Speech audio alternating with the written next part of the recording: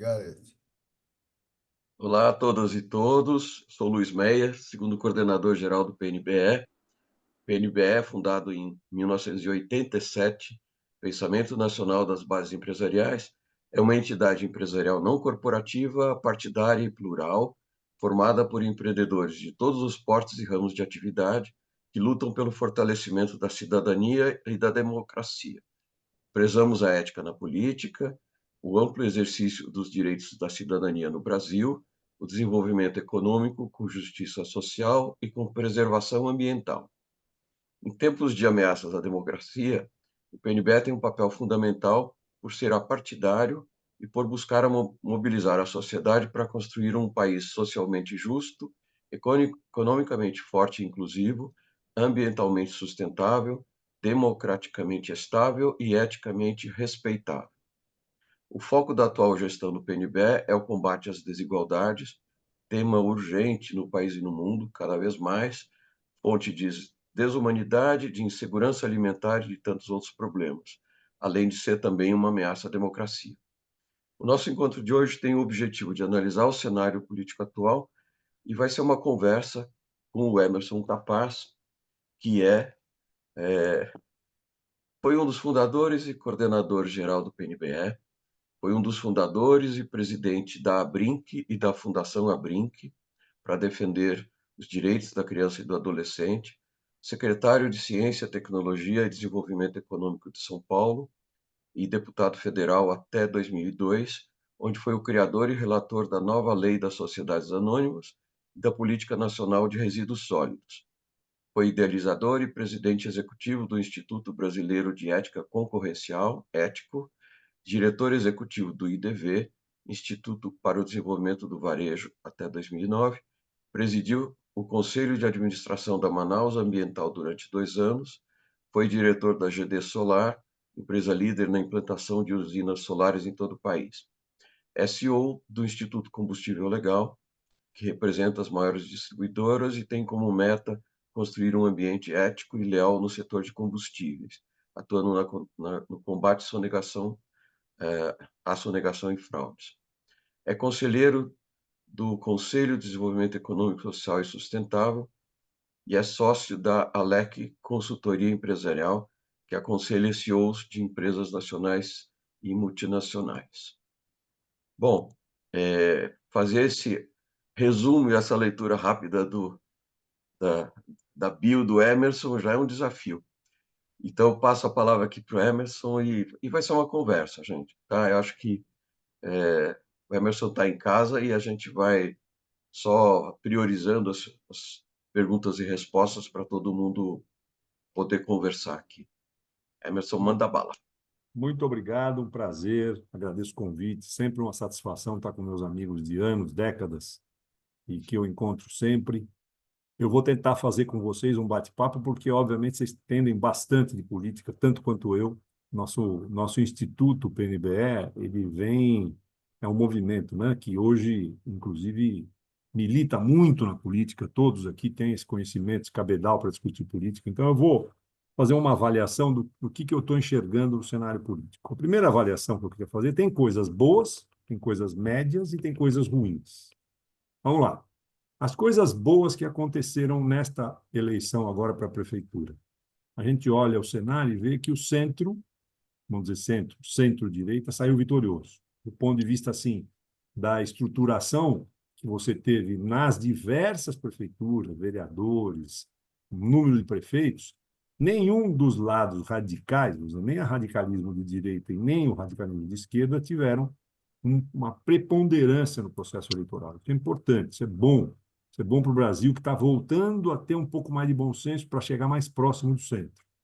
Eu acho que o caminho nosso aí vai ser muito mais pelo centro do que pelos extremos. A questão que hoje é um pouco ainda relutante e é média, na minha opinião, é que você ainda tem fenômenos, né, que você vê surgirem na política na véspera de uma eleição, que nunca participaram de nenhum processo, entram na política como um Sputnik, né, que é o caso do Pablo Marçal, e acabam, de uma forma ou de outra, fora do sistema e fora, inclusive, do tempo de televisão, zero e tudo, catapultados quase para um segundo turno, não fossem os erros que ele cometeu entre o primeiro e o segundo turno, falando, obviamente, de São Paulo. Então, o que você vê é ainda uma persistência de imaginar que realmente a política está fora desse processo que a gente conheceu. E eu acho, infelizmente, hoje, que a gente está vivendo um momento político que nós perdemos completamente o pé da política que a gente conhece como política de P maiúsculo. Debate de ideias, construção de posicionamento, respeito à diversidade, opinião do outro, como é que ele se posiciona, como é que a gente tem que respeitar, entender e às vezes mudar de opinião. Isso mudou. Hoje, mídia social. Você tem 25 milhões de seguidores, você vai para chegar numa eleição em São Paulo, né, como coach, quase, por pouco, não fosse as besteiras, ganhando a eleição. Né? Indo para o segundo turno e você sabe-se lá o que ia acontecer. E, ao mesmo tempo, quer dizer, a coisa mais ruim desse processo é que você olha e vê assim, uma valorização, uma glamourização desse tipo de personalidade. Por isso que eu digo que esse equilíbrio do centro, eventualmente centro-direita, mas um pouco mais de bom senso que predomina, principalmente num super estrategista, que é o Gilberto Kassab, que é um dos vitoriosos dessa reunião, né? dessa eleição. O PSD se transformou no maior partido do Brasil, ultrapassou o MDB, o que é uma coisa difícil de imaginar durante décadas, que foi o que mais elegia prefeitos. O PSD construiu, com essa liderança do próprio Kassab, um caminho que vai se consolidando. Em São Paulo é o maior número de prefeituras, tem lá vários senadores, tem uma possibilidade de eleger o presidente da Câmara. E isso, no cenário político, mostra que a eleição de 2026 não será uma eleição do como se imaginava de novo. Os dois radicais aí, sei lá, os extremos vão disputar a eleição. Eu acho que não. Eu acho que vai ter novos posicionamentos daqui até lá. A composição política começa a mudar por influência desses players, né, desses players mais de bom senso. Não dá para menosprezar a figura do Tarcísio, que apostou tudo na eleição do Nunes, e não fosse ele, o Nunes também não chegava ao segundo turno. Então, hoje, em São Paulo, o Tarcísio é uma liderança importantíssima, né? Gostemos ou não, tem críticas de um lado, de outro, mas se transformou e teve coragem política que o Bolsonaro não teve, que ficou achando que é melhor eu me preservar, porque lá na frente não sei o que vai acontecer, e saiu super chamuscado. Né? Hoje, a direita mais radical se dividiu entre Marçal e Bolsonaro, e o Bolsonaro não tem mais o papel que tinha antes. Né? E outros começam a perceber que a liderança que ele comandava no bolsonarismo já não é mais a mesma do processo que ele saiu lá atrás. Então, eu acho que nós temos aí uma avaliação, que eu vou fazer essa primeira introdução rápida para vocês poderem ter uma participação legal e a gente discutir isso. Eu acho que nós estamos num momento assim difícil na política no Brasil, difícil, não dá para dizer que é um momento auspicioso, mas é um momento em que você começa a ver uma tentativa de mudança nesse processo de reequilíbrio de forças no cenário nacional. Eu acho que é mais por aí. Só para dar então um pitaco inicial, acho que você pegou todo mundo de surpresa, todo mundo vai ter um monte de coisa para falar aqui. Mas parece, do lado do bolsonarismo, que o bolsonarismo se descolou um pouco do Bolsonaro. Ele se torna um fenômeno mais autônomo, que abriu uma caixa que estava oculta na sociedade, mais ou menos isso. É mais ou menos isso. Ele abriu a Pandora, na verdade, a caixa de Pandora que ele abriu foi de que a direita existia no Brasil, a direita mais direita mesmo, e ela não tinha por onde se manifestar, então ela era meio envergonhada. Hoje não é mais. Bolsonaro abriu a caixa de Pandora, só que ele imaginava que ele ia construir esse processo e seria o bolsonarismo, sempre debaixo do guarda-chuva dele, uma força super, né, comandável, forte e tal. Aí aparece um Pablo Marçal, divide e racha esse processo. Aparece um Tarcísio que, mesmo dizendo que tem bolsonarismo, que respeita o bolsonarismo, porque ele foi indicado pelo Bolsonaro, já está mudando o seu posicionamento mais centro-direita, está percebendo que ele tem que chegar mais ao centro. firme no partido, por exemplo, republicano que ele está hoje, e talvez até se filie em outros partidos em 2026 ou 2030, não sei. Mas ele hoje ele está no cenário político como talvez a principal liderança conservadora no Brasil. Fora, tira Bolsonaro, na minha opinião, tira Marçal, tira todo mundo. Hoje a liderança conservadora é o Tarcísio, e na esquerda, centro-esquerda, nós temos sempre essa dificuldade. Uma das coisas ruins que eu não comentei na primeira fala é que o PT não consegue evoluir.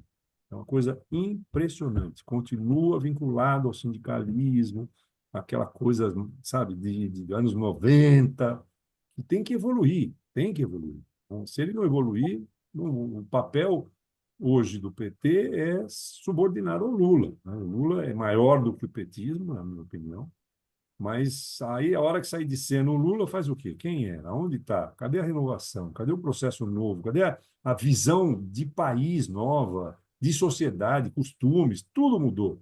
E o PT continua naquela mesma toada. Talvez agora, com a crise Hoffmann saindo da presidência, nós possamos ter um novo, o Edinho Silva, que é prefeito de Araraquara, ex-prefeito, tem uma visão um pouquinho mais madura do que ela, no sentido do posicionamento em relação ao PT. Pode ser que a gente tenha uma mudança ali. Vamos ver. E esse fenômeno dos influencers que, pelo jeito, ganharam, avançaram muito, você acha que a política vai conseguir controlar isso? Eu acho que vai ser assim, teve um efeito muito forte, porque o Pablo Marçal, gostemos ou não, ele é inteligente. Ele é um cara que sabe responder, se posiciona bem, né? Porque se fosse depender só do Bolsonaro, eu assim não via futuro para isso. Mas o Pablo Marçal mudou a, a forma de posicionamento através de mídias sociais. Ele é um cara muito esperto, super assim rápido para respostas. Eu vi ele no Roda Viva inteiro. Eu vi o Roda Viva inteiro, não sei quem teve a oportunidade de ver. É a primeira vez que eu vi a Malu Gaspar, que é uma excelente jornalista do Valor, uma das melhores jornalistas que tem lá, gaguejar na frente dele, em cima de uma provocação que ele fez. Ela começou a ler um negócio gaguejando. Eu Falei, vi, hã? eu lembro disso. Olha, uma grande diferença entre o lulismo e o bolsonarismo é que, aos trancos e barrancos, surgem lideranças sob o guarda-chuva da direita. Na esquerda, não há espaço. Não há espaço. Quer dizer, o Haddad, que poderia ser uma revelação, digamos assim, de liderança, não vai ser, não é. Ao passo que na direita você tem não apenas o Marçal, você tem que estar surgindo também o nosso governador do Goiás, Sim. né? Que está se insinuando. Bom lembrar dele. O governador de Goiás já foi candidato a presidente, né? Foi. Em Já. 1990.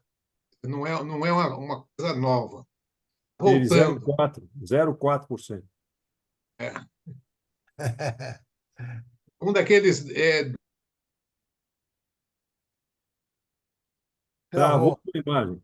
Sua imagem está travada, Maria Ernesto.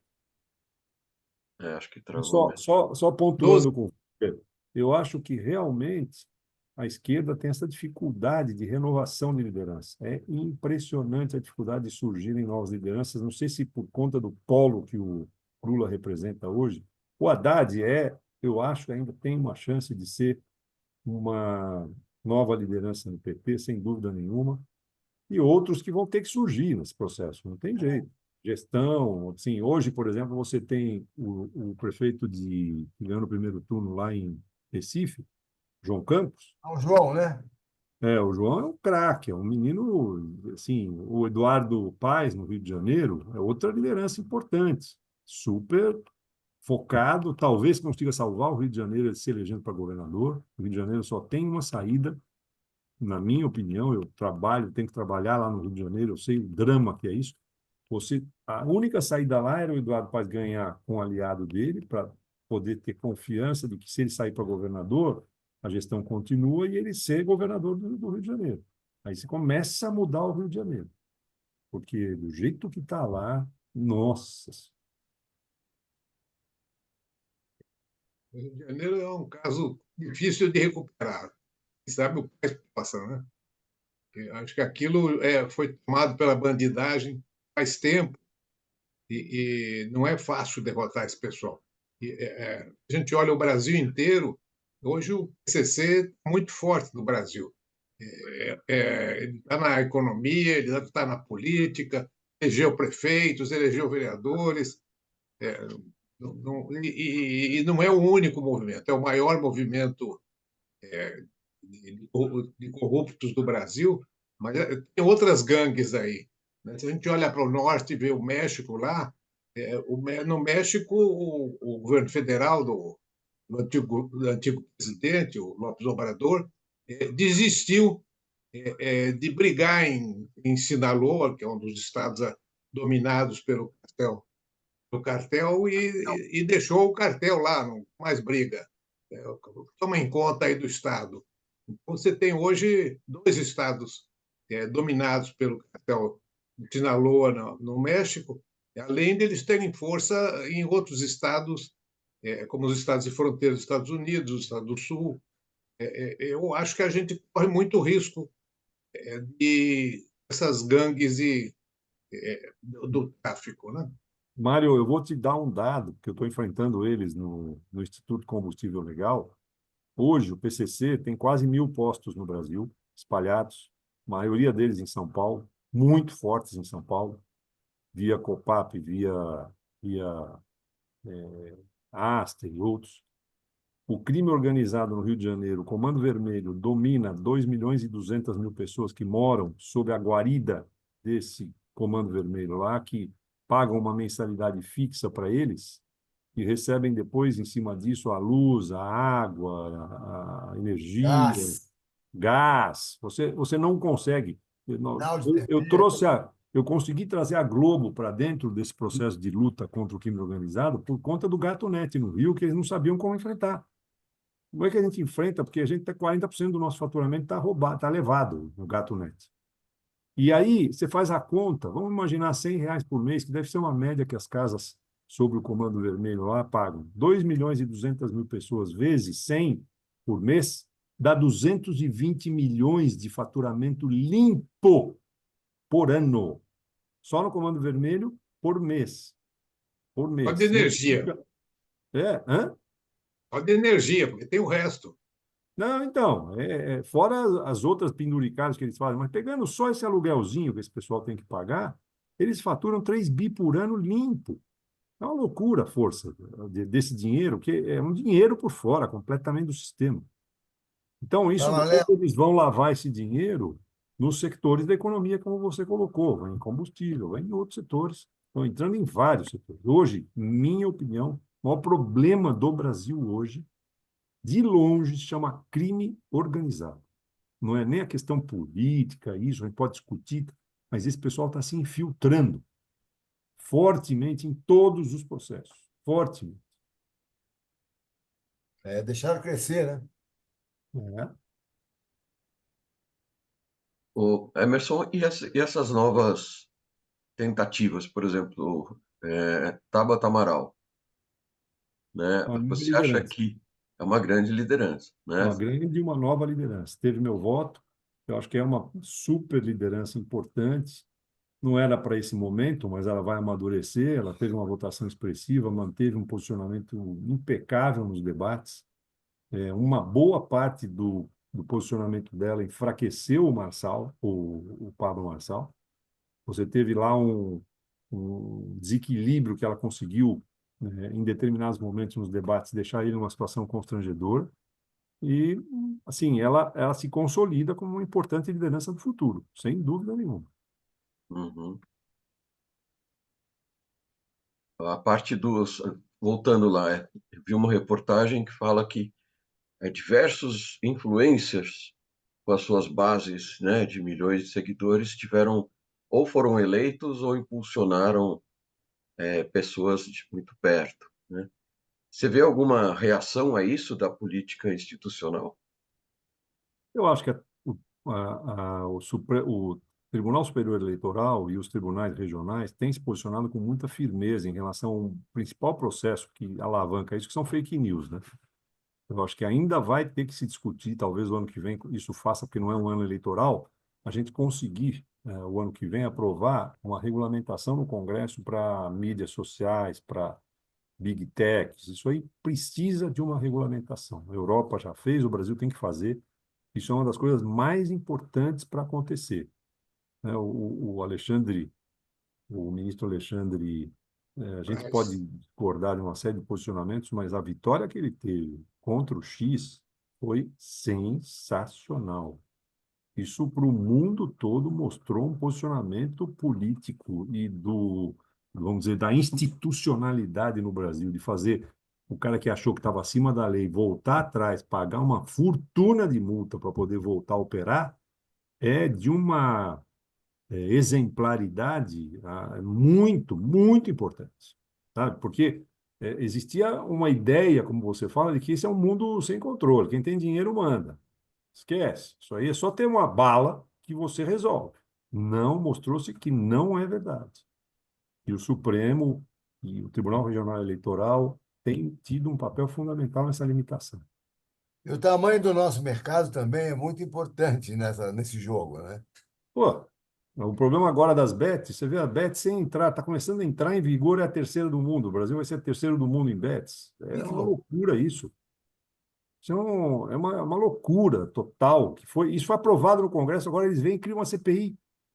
Eles aprovaram as bets desse jeito que está aí, agora eles vêm e criam uma CPI para ver como é que eles vão regulamentar, como é que eles vão fazer o andamento das bets.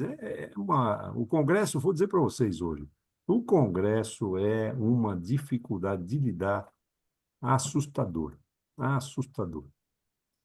Eu estou enfrentando esse pessoal na área de combustíveis e eles têm representantes, assim, que às vezes nem se incomodam de falar no Senado, que não deixam passar, por exemplo, os projetos de lei sobre devedor contumaz, que é um projeto de lei importantíssimo, não só para combustível, mas para todos os setores da economia, onde o crime organizado atua, você tem a caracterização da empresa que sonega para competir, que é sonegadora contumaz. São chamados devedores contumazes. Tem uma lei no Senado há 6 anos, 8 anos, parada. Parada, porque alguns senadores, quando entram em votação, não.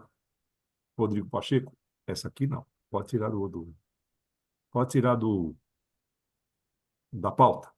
Ah, não, essa não. Estão tentando aprovar um projeto na Câmara, que é um PL da Receita Federal, pode ser que dê certo, e aí vai ter que passar pelo Senado. Então, assim, eles estão com tentáculos em todos os lugares que vocês possam imaginar. Hum.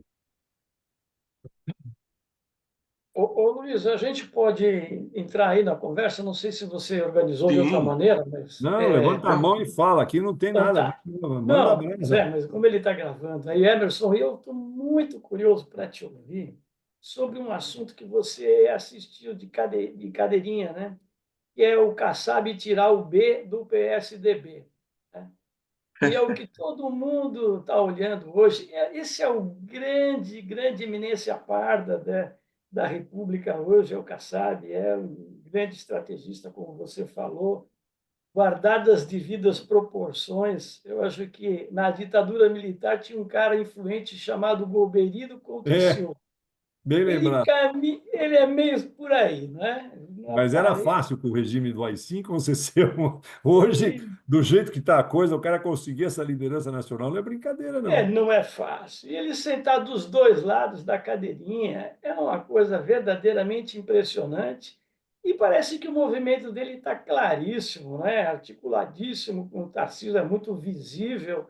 E o Tarcísio, até hoje, eu vi uma matéria aí nos jornais, que, o Tarcísio, que ele está pensando no Tarcísio para 2030, porque o Lula provavelmente, segundo o Marçal, vai ganhar em 2026.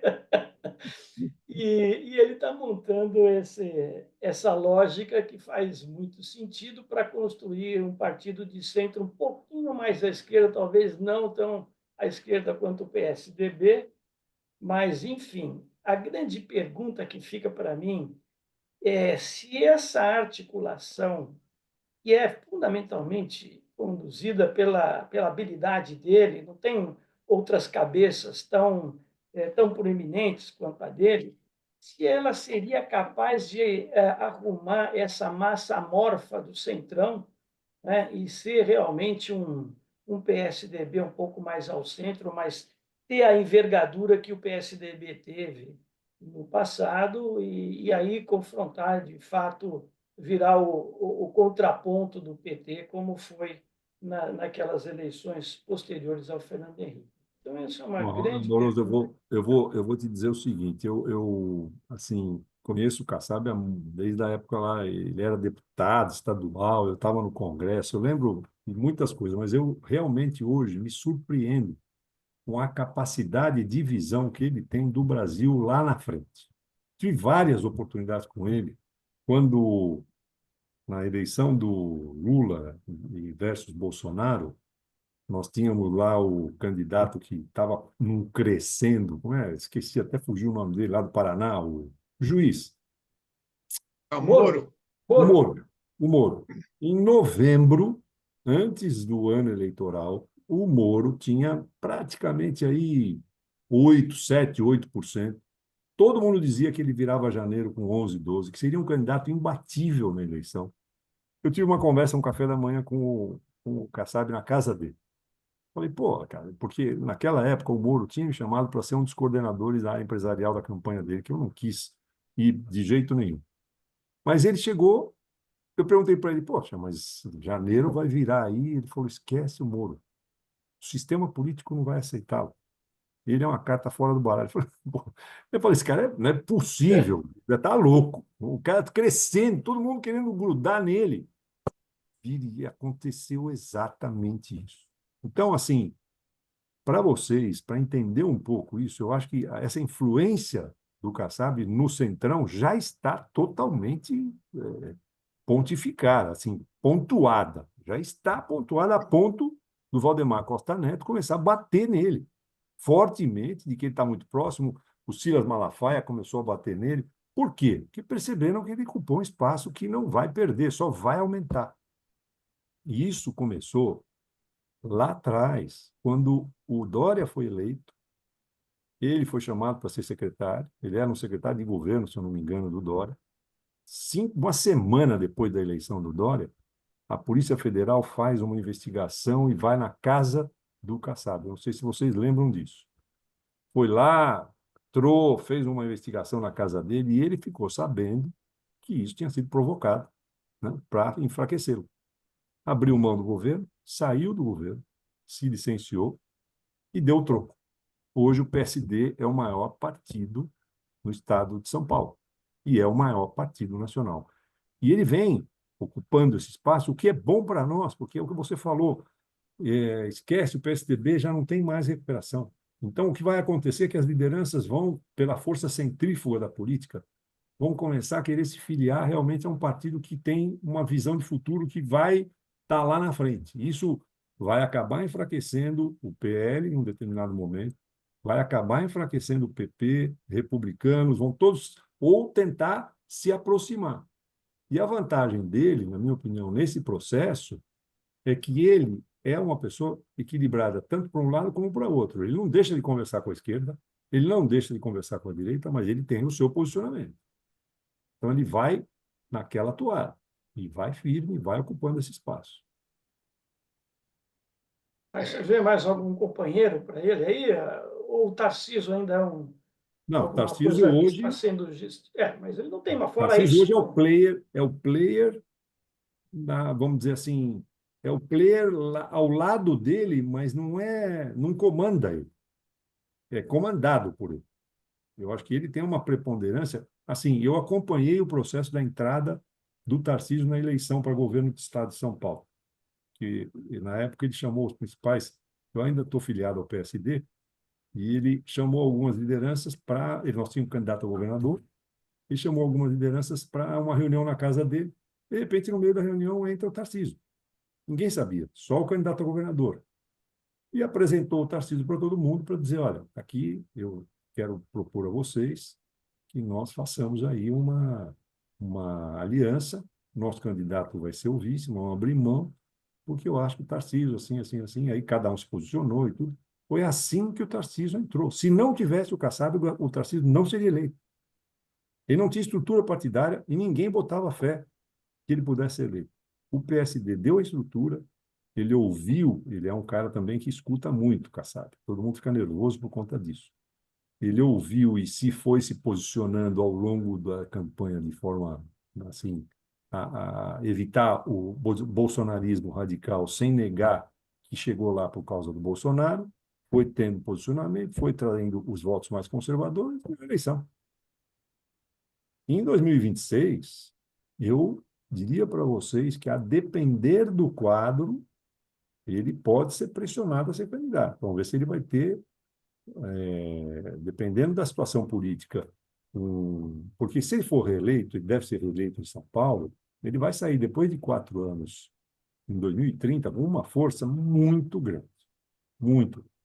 Já está fazendo uma gestão que está fazendo a diferença, em alguns pontos importantes, com alguns erros que eu também posso depois debater com vocês, mas vem mudando o Estado. Ele, hoje, na minha opinião, é o maior enfrentador do crime organizado do país. Hoje ele enfrenta aqui, através do secretário de Segurança, o crime organizado. Não deixa eles ocuparem território. A guerra aqui está aberta. O Caiado é um outro que tem isso? Tem. Mas a liderança dele aqui, porque em São Paulo a força do crime organizado é muito grande. É muito grande. E ele está, assim, fazendo enfrentamento, porque eu tenho visto isso de perto. Então, assim, é muito importante, porque aí todos agora vão querer se apresentar lá na frente, porque o problema da segurança no Brasil está ligado ao crime organizado. Nosso maior problema é a segurança nas ruas, e ela está totalmente ligada ao crime organizado. Então, quem conseguir enfrentar isso, como o Caiado está tentando, como ele está tentando, como outros estão tentando, sai lá na frente muito, mas muito apoiado. Entendeu? Então, eu acho que ele tem Dar um pitaco?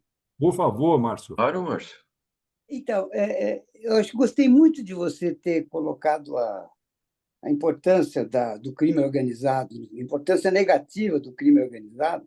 Acho que é uma evidência. Eu acho que é uma questão que não é colocada politicamente. As pessoas temem os efeitos, mas não colocam a necessidade de você avançar nisso aí. Eu acrescentaria nisso que realmente você falou do Congresso. Eu acho que tem duas novidades que complicam muito a vida das forças, vamos chamar de progressistas. Primeiro são os evangélicos, né?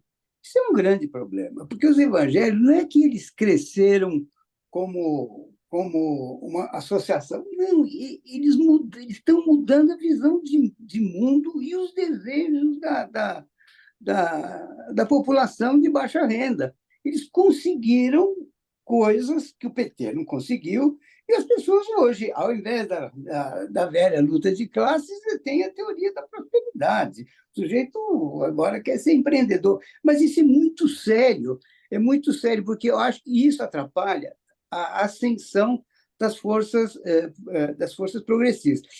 Acoplado a isso e potencializado pela essa questão dos evangélicos, tem as redes sociais, que a direita usa com muita propriedade, com duas coisas. Primeiro, eles não têm o menor pudor com as fake news, zero de pudor. É só ver o que aconteceu na Itália, como é que eles conseguiram progredir na Inglaterra, quando ganharam a eleição, Trump. E aqui aconteceu a mesma coisa.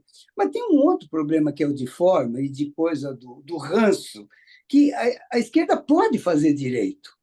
As forças progressistas podem fazer as redes sociais direito, mas elas fazem ainda uma visão do passado e a forma do passado. Então, não é forte.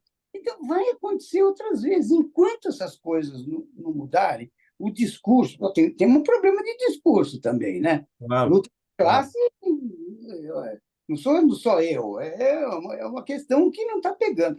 Eu até acho que tem... Eu acho que o Fernando Haddad é um cara bom. E tem o Boulos, né? Boulos é um... Eu acho que tem... É verdade. Mas só em São Paulo. Tem Bem São lembrado. Paulo. Tem em São Paulo. Se vai no Rio de Janeiro, não tem ninguém. O PT nem lançou candidato.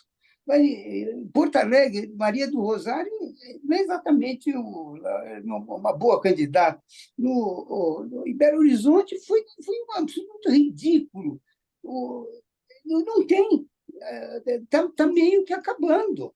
Talvez seja a hora de como repensa e como se reagrupa. Como que se reagrupam as forças progressistas? Você tem razão.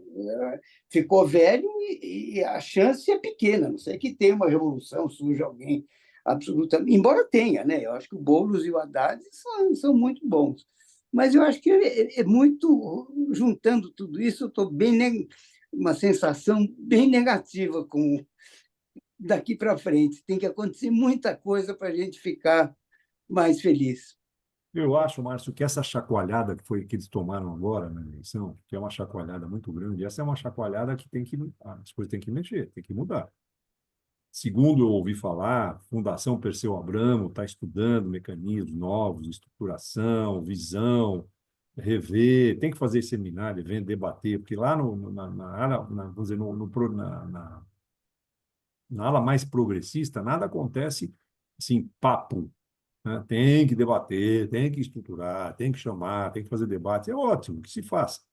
O grande problema, talvez, seja que assim, você tinha uma visão mais arcaica do que o normal na Gleisi Hoffmann, né? Que eu acho que um benefício ter tirado ela e trocado, porque sempre o posicionamento que o governo sofria vinha do PT em cima de declarações dela com Venezuela, com toda aquela merda toda.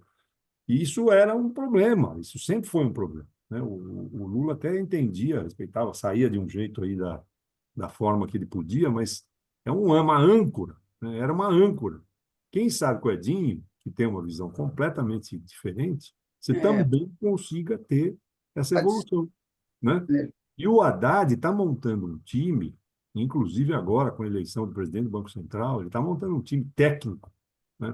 Que tem uma visão também, em parte, progressista, mas tecnicamente competente, que vai deixá-lo aí também no jogo, né? Está cuidadoso nas declarações, está ponderado. Hoje respeita aí os players da Faria Lima, que são sempre muito reticentes a todo esse processo. Então, eu acho que ele está construindo também um papel de liderança importante. E não dá para menosprezar o Boulos, tem toda a razão. Não dá. Eu acho que ele vai ser um player também. Agora, é aquela coisa, né? PSOL, né? Precisava juntar tudo isso num PSDB aí de novo, tentar construir uma aliança com vários partidos de centro-esquerda e formar uma frente de frente-esquerda, fundir alguns partidos. Tem coisas que eu não consigo entender. O pessoal fica lá, o pessoal elegeu um prefeito. E se não é o Boulos, não estava assim, já fora do processo completo. Aliás, o Boulos, se não tivesse no PSOL, teria tido um outro tipo de votação, né? Uma boa parte da votação dele vem por que ele tem também do lado dele lá uma âncora enorme, que é o PSOL, um partido complicado. Vocês É muito enxergam... interessante ver que a organização da campanha do Boulos foi pouco eficiente, né? Porque, apesar dele chegar no segundo turno, você vê que 48 mil votos foram dados ao PT, prefeito. O pessoal que vota na legenda e votou no 13. Ele teria chegado em primeiro lugar. Ele teria chegado em primeiro lugar. Tinha chegado em primeiro lugar com esses 48 mil votos. Não sei se teria chegado, mas estaria por ali. Sim, a diferença foi 20 e poucos mil votos. Se os 48 mil tivessem votado... Teve voto para o Bolsonaro, né? Hã? Teve voto para o Bolsonaro também. Não, mas teve 48 mil pessoas. Teve para o Lula e teve para o Bolsonaro, né, na eleição. Teve o Bolsonaro, mas eu não sei quanto foi, eu não lembro agora. Teve também que Mas votou esse no pessoal 22, votou né? nas legendas, não votou em candidato, votou no 13. Votou 22 para prefeito, você está dizendo, Márcio? Não, eu estou falando o seguinte: votaram nulo nos 50, que foram votos considerados nulos, e votaram, acho que 20 e poucos mil no 13 do Bolsonaro, que provavelmente foi um equívoco dos eleitores, mas foram votos. Não. O que aconteceu foi, votaram em vereadores da esquerda E na hora do prefeito, como imaginava que era um prefeito apoiado pelo Lula, votaram 13, imaginando que estavam votando no Boulos, 48 mil pessoas. No caso do Bolsonaro, que votaram no 22, que eles ficavam repetindo na TV, deve ter sido uns 20, 14 ou 15 mil que votaram no 22. Mas que não era voto, aí não era voto para o Pablo Marçal, porque o Bolsonaro não estava apoiando o Pablo Marçal. Teria sido um voto a favor do Nunes. Talvez aí sim a diferença diminuiria, se os dois tivessem acertado. Eu gostaria de ouvir o Og Dória, que está aqui. Conosco, é um Quietinho, prazer né, estar com Og? você aqui de novo, Og. Faz tempo que a gente não. Olha, Você, do PSDB. então, bom, se não fosse a sua provocação, eu ficaria quietinho. Por quê, meu? Não, um momento. Afinal, estou retornando a esse grupo depois de muitos anos. Mas, o Emerson, eu queria provocar um pouco pelo seguinte: às vezes a gente conversa sobre a classe política, vamos falar classe política, né, suas lideranças, e esquece um pouco de que sociedade nós estamos falando, né? O que é a nossa sociedade hoje, né? Quando você fala do sindicalismo, que sindicalismo é esse? Eu não vejo mais isso, tá? Acho que os sindicatos foram esvaziados, caíram, né? Até mesmo um dos golpes, não o principal, foi caiu o imposto, né? Sindical, tá certo? Então desmobilizou. Dois, a precarização do trabalho. Três, né, o aumento, né, do trabalho informal, que leva as pessoas a se atomizarem, portanto, perder laços sociais de pertencimento, etc., né? Eu acho que cada um de nós passou a ser projeto de si mesmo, né? Ou seja, a sobrevivência. E isso leva a um distanciamento da sociedade real, vamos dizer assim, sentimento sentimento de pertencimento de um determinado grupo ou classe social. Então, eu acho que tem e o Márcio pega, eu acho que muito bem. Eu fiz aqui, a Ana e eu fizemos aqui 20 encontros com candidatos e candidatas à vereança, tá?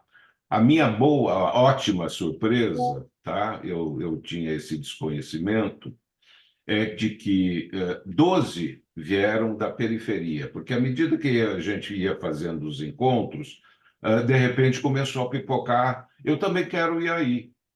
Eu falei, Ana, nós estamos ficando importantes, né? Porque alguém lá da favela da borracha, alguém lá da zona, não sei o que, está querendo vir aqui, não é? E foi uma ótima surpresa, primeiro de ver essa renovação política que está ocorrendo. Eu trouxe dentro do arco da Confederação e outros partidos, PV, Rede, PT, PSOL, não é? Vieram mais de PT e PSOL, na verdade, mais de PSOL e, uma ótima surpresa, mulheres. Então, está havendo, sim, uma renovação política. Eu acho que nós não estamos vendo isso. Talvez não na velocidade que a gente gostaria. A gente só está vendo os vovozinhos, tiozinhos, tal, etc., que, de fato, né, mandam ainda no partido, né?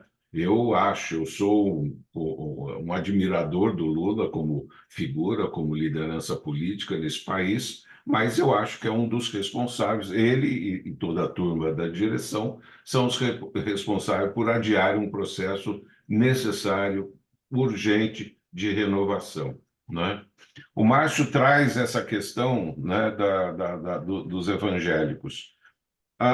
Um dos temas, né, preferidos dos candidatos que vieram aqui foi essa questão, ou seja, existe hoje uma linha muito difícil de ultrapassar, que é entrar na pauta de costumes, tá? Isso é um divisor de águas. Então, a esquerda, né, como ela não entrou, e a direita entrou com maestria até nessa questão, tá? Levantando a questão contra o aborto, contra a homofobia, e etc, etc, etc, etc, etc, etc. A esquerda não sabe fazer isso. Não sabe porque tem alguns valores, alguns, eu não estou falando de todos, tem alguns valores que buscam justiça social, equidade e universalidade, vamos dizer assim, universalismo, né? Quer dizer, sempre eu acho que é a centro-esquerda, né, que sempre levanta as políticas públicas inclusivas, né? Eu não vejo isso tanto na direita, né? Muito menos na outra direita. Ela quer, ao contrário, retroceder, tirar direitos já conquistados e assegurados na nossa Constituição. Então, esse é um risco que a gente está correndo.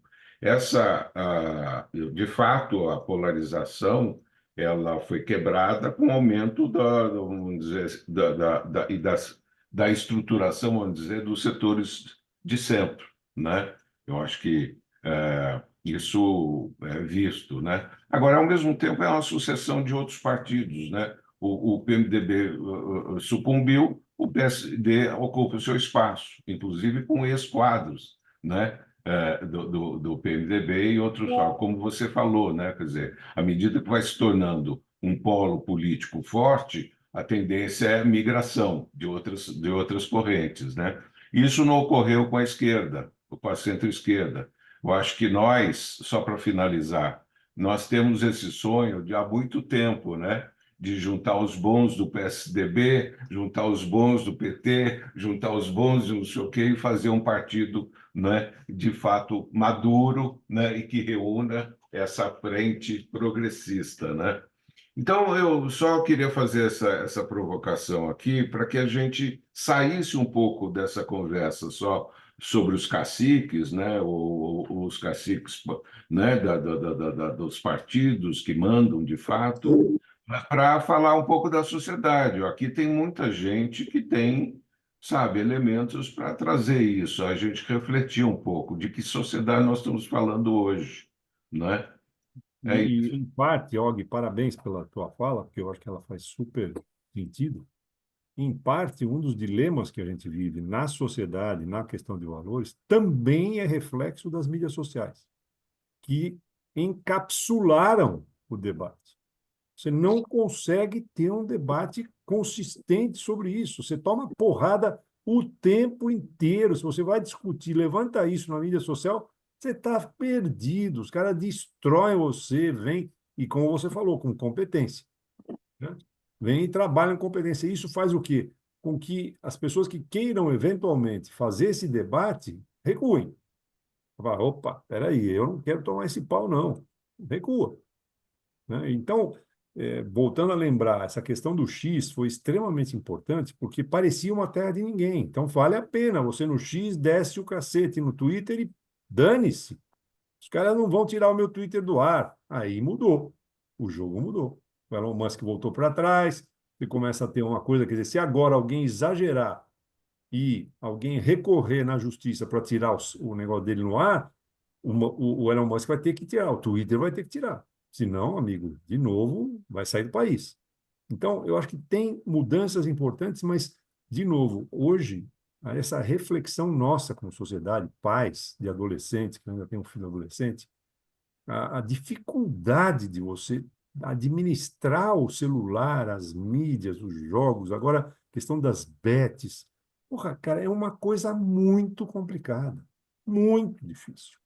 O que as bets fizeram e estão fazendo, né, na camisa dos jogadores, em todo lugar, e é aquela. As bets hoje são um grande problema porque você tem ela na palma da sua mão. Tem uma facilidade monumental. A gente consegue segurar. Pelo menos nós temos um pouco de consciência, né? Eu nem abri, nunca abri o tal do tigrinho, nem sei o que é, mas isso foi um problemaço. Pô, teve gente que perdeu casa, teve gente que perdeu casamento, tem, assim, é loucura que esses caras estão sofrendo.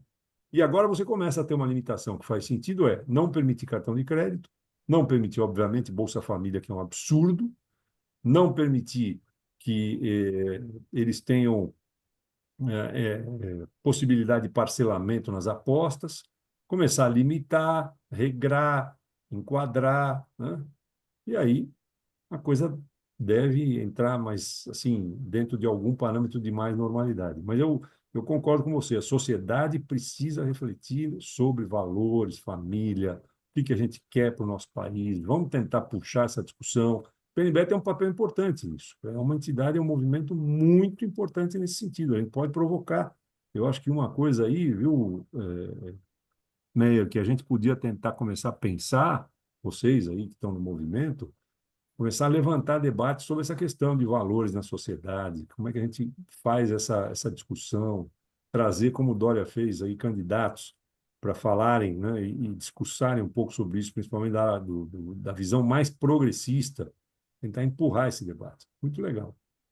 Acho que tem duas coisas aí, só para fazer um comentário rápido. Uma sobre o que o Og mencionou, no almoço com candidatos a vereador que nós fizemos no PNBE, tinha dois já mais, vamos dizer, já da política, né? Tinha um outsider mais antigo e tinha dois de favela, dois de comunidade pobre, de partidos opostos. Foi a Débora Lima, que é do PSOL, é a presidente estadual do PSOL, se não me engano, e o Flávio Almeida, que era do PRTB ou do Republicanos, né, ligado ao Marçal, né? E foi muito interessante porque a fala dos dois parecia a mesma, sabe? Eles falavam da mesma realidade, a ponto da Débora depois falar, ué, eu pensei que você era do PSOL, né? Porque o que eles traziam era da vivência e das necessidades que precisavam, né? Então, senti uma coisa interessante, sabe? O Flávio, inclusive, teve uma votação muito, muito pequena, mas um cara que soube se colocar com muita tranquilidade e mesmo ali os opostos não eram tão opostos assim, né? Foi muito interessante, quer dizer, dar voz para essas pessoas é importante.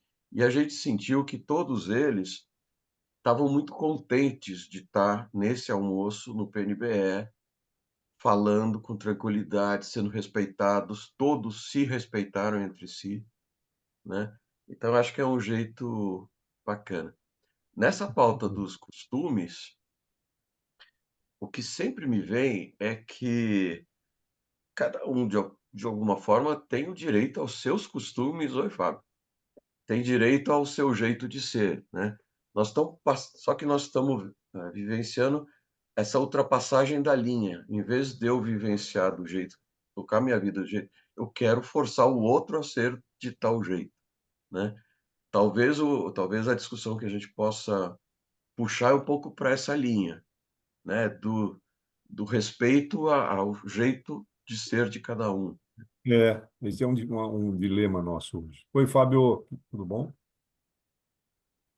Gente, vamos falar Pessoal, tudo de desculpe o novo, viu, atraso. Fábio? Estava num outro evento, mas muito bacana ter você aqui com a gente.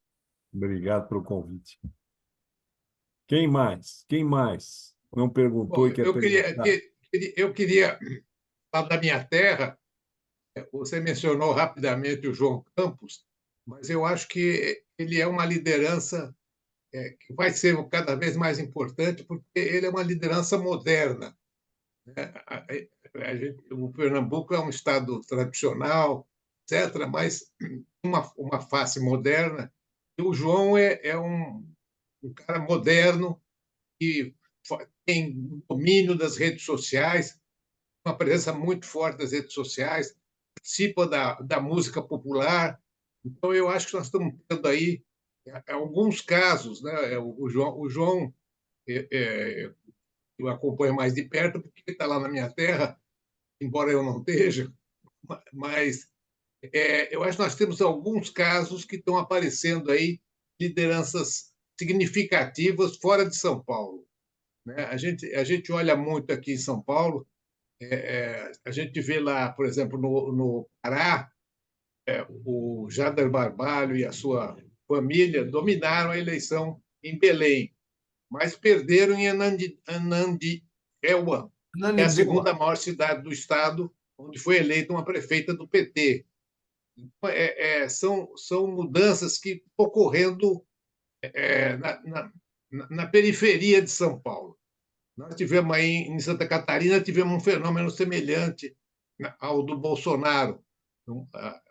Agora não me lembro o nome da moça, que apareceu no último mês e foi para o segundo turno, né? Ela era candidata, mas não tinha expressão e acabou indo para o segundo turno.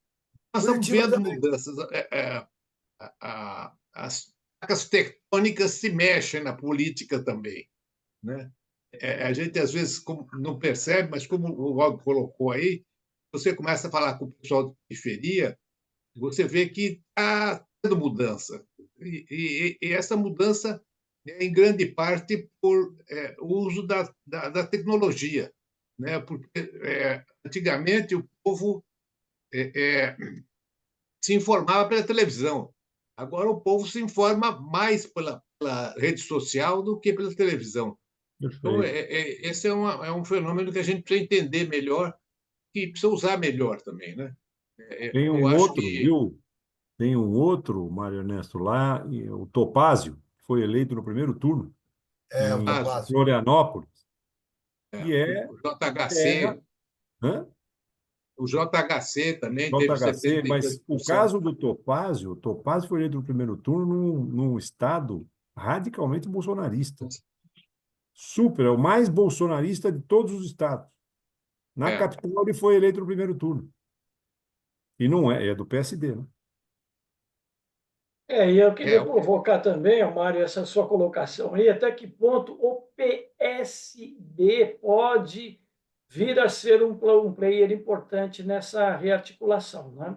Porque, Bem além de lembrado. estarmos falando de algumas lideranças novas, na esquerda existe um problema complicado para essas articulações, que são as convicções absurdas, né? A convicções ferrenhas. Você pegar, por exemplo, o PT, quem conhece a história do PT, sabe que existem vários PTs lá dentro, várias correntes ideológicas diferentes, e que encontraram um guarda-chuva importante aí para se proteger. E a pergunta é: será que o PSB pode vir a ser um player mais relevante do que é, pegando as rebarbas de PDT, como aconteceu com a Tabata, enfim, ficando um pouquinho mais progressista e mais à esquerda do que o PSD está se apresentando? Vocês acham Muito que bom, cidades... muito boa observação, viu, Ricardo? Eu acho que, de fato, a gente deixou de considerar, mas o PSB, além do Alckmin e da Tabata e João e outros aí, ele começa a se firmar como uma centro-esquerda, né? E vai atrair também uma boa parte do PSDB. Com certeza que ainda não se identifica com outros partidos, mas no PSB pode ter uma guarida importante. E aí ele vai consolidando aquilo que o Og comentou aqui, de você ter um novo conceito de valores que não é nem aquele que é muito radical de um lado e nem do outro, mas tem já um posicionamento. E olha, eu aprendi na convivência com o Alckmin, que é outro igual o Kassab. Se ele foi para lá, rapaz, vai atrás, porque o mineirinho lá come quieto, ele não é brincadeira. Você vê, ele confrontou um pouco a liderança do Lula em São Paulo com o Boulos e peitou mesmo a Tabata aqui. Ele foi. E agora a Tabata, você sabe que me surpreendeu, porque ela, no meio da campanha, falou: não vou apoiar ninguém no segundo turno. Não vou apoiar ninguém. Aí ela ganhou com uma votação expressiva e manifestou imediatamente o apoio ao Boulos. Então, tem aí toda uma articulação também nos bastidores, aí muito bem feita. O Alckmin é um craque, né? É isso mesmo. Ele próprio, Alckmin, declarou ontem que vai votar no Boulos. Pois é isso. Não, e uma Correndo, dificuldade, viu? O Nunes, candidato, assim, é uma dificuldade tremenda, né? Tremenda. Ele é Pesado. muito. Hã? Ele é pesado, é um candidato pesado. E é fraco, assim, de É, posicionamento. É um cara manipulável, né? Preocupante. Mas, enfim, é o que temos aí. A pesquisa Datafolha hoje, não sei se vocês viram, puta, vai ser complicado. tem mais de 50% dos votos e o Boulos 38%, se não me engano. 55 a 38. É. É uma loucura. rejeição contra rejeição. Hã? É rejeição contra rejeição. É, Boulos ganha na rejeição. Ele não leva é, a rejeição. é isso mesmo. agora, Emerson, nós andamos pensando, eu estou correndo risco de chover no molhado, que já estão uma hora batendo papo. O Kassab foi um dos grandes vencedores, né, dessa eleição em nível nacional, né? O partido que não tem ideologia, o partido que admite qualquer coisa e tudo mais. E estamos até pensando em chamar o Kassab para a gente ouvi-lo, né? Ele é como você disse, do Alckmin, ele é um ser político de magnitude. Você acha que a gente vai conseguir ouvir alguma coisa e tirar alguma conclusão? Ou o risco é que ele chova no molhado e comente só Não. generalidades? Olha, Fábio, a gente falou muito sobre ele, eu Ah, comentei tá. isso, de que Uhum. ele realmente é a nova liderança aí, política e estrategista de primeira linha. Na verdade, é difícil ter uma afirmação dele que não se confirme depois de 20 dias, um mês, 3 meses. É a Uhum. brincadeira que fazem na política é assim, se você vê o Kassab se atirando de uma janela, pode se atirar junto, porque alguma Uhum. rede tem lá embaixo que você não viu, mas ele sabe que não vai morrer. Então, ele é realmente hoje um cara com uma perspicácia impressionante. Se vocês conseguirem trazê-lo, que eu acho um desafio Uhum. fenomenal, porque ele está com uma agenda, eu acho complicadésima, mas se vocês conseguirem, não tenha dúvida de que ele vai abrir, ele fala, se posiciona, ele comenta, ele dá a visão dele. Ele deu várias entrevistas, não sei se vocês acompanharam a Eu vi eleição, nessa. assim, Uhum. teve na Band, teve em tudo quanto é lugar. E vem Uhum. se posicionando com muita clareza, né? Eu acho que assim, falou do Bolsonaro especificamente numa entrevista que eu até elogiei ele, porque ele falou de um jeito assim de que Bolsonaro não vem encher o nosso saco aqui porque nós estamos caminhando para um outro tipo de movimento, né? Com aquela leveza dele, assim, de nunca arrumar encrenca, ele foi Uhum. muito bem. Falou, o Bolsonaro, infelizmente, não é da política.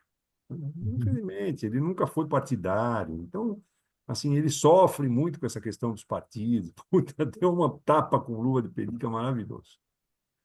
Fábio, Márcio, tudo Oh, bem? tudo. Então, só para. Eu gostei dessa história do Kassab, mas para Hum. mim, eu acho mais relevante do que a gente ouvir ele, é ele ouvir a gente. É a Ah, nossa. só. É muito mais relevante nós falarmos isso que nós estamos falando para ele. Mas Isso essa é a ideia. eu acho ótimo que ele veio. Uhum. Isso acaba acontecendo, né? É, Mas você se acha que no chamar, ele vai PNB ouvir. alguém. Exatamente. Chamar, ele vai ouvir. Ele é É, bom Vocês, ouvinte. vocês trouxeram o Alckmin já, né? já. Ah, Mas faz já. tempo. Faz tempo. Acho que o Hamilton ia falar alguma coisa, né? Não, eu só estou dizendo que gente que já teve com o Kassab algumas vezes, quer dizer, ele vai ouvir, vai concordar, vai ouvir, vai concordar, mas vai dar caminhos. Eu acho que o Emerson tem razão. Ele é um ser político impressionante. Vocês Não, já e agora, convidaram a Tabata em algum momento? Já. A gente ouviu esse ano Tabata e Boulos, presencial. E depois Tabata ainda na FECAP, né, Luiz? Convidamos também o Nunes, quer dizer, na pré-campanha, nós convidamos os três que estavam mais bem posicionados nas pesquisas. Então, o Nunes, a Tabata e o Boulos. O Nunes não nos respondeu. Tabata e Boulos estiveram com a gente, almoçaram com a gente. Aí convidamos para um evento com estudantes eleitores. A Tabata foi e lotou, 400 e tantos estudantes lá. O Boulos acabou não indo, marcou, mas chegou na hora, tinha bastante gente, ele não apareceu. E o Nunes, de novo, não respondeu nem para o PNBE, nem para a FECAP, né? E depois nós fizemos o evento com 5 candidatos a vereador, que também foi bem interessante, foi bem bacana. isso aí. Quase todos eleitos. Oi? Você viu isso? Os nossos vereadores que foram convidados, Não. os 3 deles, dos 5, foram eleitos. Olha O só Goulart, é, que beleza. O É. desespero para mim foi que os dois mais votados vereadores de São Paulo não têm nenhuma, mas nenhuma ligação com a política. Nenhuma. 130 mil votos, 160 para vereador. uhum. É o que eu digo, eleição para vereador em São Paulo é a mais difícil do Brasil, de qualquer cargo. Qualquer cargo. Ser eleito vereador em São Paulo é um desafio gigantesco. É verdade. A Eu fui questão dos candidato antes de outsiders são existir as redes sociais, mas já era difícil.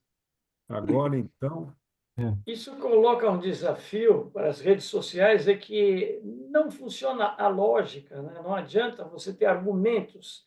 E essa nossa conversa é um papo furado muito grande nas redes sociais, porque os caras vão pelo impulso.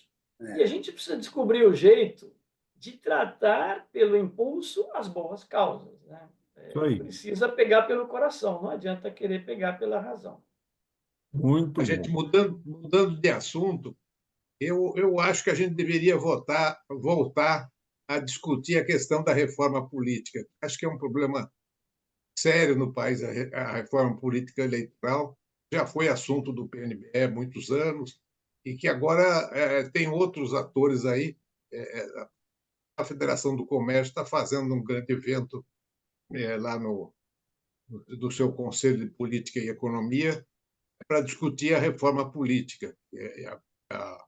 O comércio quer apoiar o movimento pela reforma política. Eu acho que é uma coisa importante que a gente tirar esse poder dos caciques e aumentar o poder da base. Bem lembrado, eu acho que é importante até o PNB se juntar à Confederação do Comércio, ou de alguma forma apoiá-los nesse movimento, presente. Eu acho que é muito importante, porque a reforma política é aquela velha história, né? Todo mundo acha que é importante, mas na hora de aprovar, ninguém aprova, porque vai mexer com eles, os próprios que aprovam. Então, é um desafio gigantesco isso aí. Não sei, assim, sou um pouco cético em relação a isso. Estão falando já agora em voltar financiamento empresarial para campanhas. Não sei se vocês viram hoje, já começou o movimento para voltar financiamento empresarial. Os caras saíram de 1 bilhão para 5 bilhões do fundo E eleitoral. ainda Era querem. tanto dinheiro que os caras põem dinheiro no porta-mala, o outro jogou na rua dinheiro assim. Era uma coisa de jogar, espalhar dinheiro. Quem quer? Quem quer mais? Puta, é Agora, é inacreditável. interessante que foi Valdemar Costa que falou isso. Isso que é ser surrealista. pô. Está sentindo Agora, falta de recursos, coitado. 5 bilhões. Ele é o maior partido, a maior fatia do PL. Puxa vida, caramba. Impressionante. mas essa casa sempre defendeu o financiamento público, né, de campanha. Sim, Então, tá aí, deu no que deu. né? Muito bem. Eu acho que estamos mais ou menos no horário. Como é que vocês.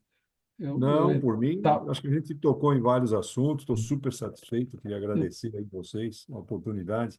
Sempre uma delícia o Og ter voltado para mim. Olha, valeu, hein, Og? Vê se não sai dos outros agora. Vamos ativar aí. Tenho sempre recebido convites da Ana para os jantares, nunca consigo encaixar um dia. Preciso ir lá jantar e falar de política com vocês. Mas super Tem, obrigado. Mário Ernesto, todos, Amoroso, Marcinho, todos aqui. O Fábio conseguiu entrar, super bacana. Obrigado, Hamilton, Ana, querida, Wander. Prazer estar com vocês aqui. A Fátima também, que nos ouviu, não perguntou nada, mas foi um prazer muito grande. Eu queria agradecer mesmo. nós é que agradecemos, Emerson, convidamos a todos, aí aplaudimos, né? Ó, bem lembrado. né? Exatamente. E lembramos a todos que temos um almoço quinta-feira que vem com várias estrelas, né? Esperamos que vocês, que são estrelas, também possam estar. Eugênio Butti já confirmou, Caio Mag já confirmou, o reitor da FECAP, o Edson também confirmou, enfim, vários que estão aqui já confirmaram, né? Acho que vão ter um momento gostoso, ainda animado com uma moda de viola, né, Aninha? De um membro novo do PNBE, que é o Gerson Isso Ramos, mesmo. é diretor de uma grande editora, Planeta, e novo membro de PNBE, então vai ter um toque especial, um membro do PNBE tocando uma moda de viola, vai ser no Didio, quinta-feira que vem, meio-dia. Todos Muito legal. convidadíssimos, que ainda não confirmaram, estamos já com um bom nível de presenças, e, Emerson, é sempre um prazer enorme ouvir, aprender com você e tentar entender essa coisa complexa que é a política, né? Eu acho que foi, sem dúvida, um momento especial, né? Muito Super obrigado. obrigado e venha sempre, a gente aprende Prazer. sempre. Um abraço a todos aí, Um carinhoso. abraço a todos. Abraço. Muito obrigado. Grande abraço. Tchau, Obrigado. Todos aí. Tchau, tchau. Abraço.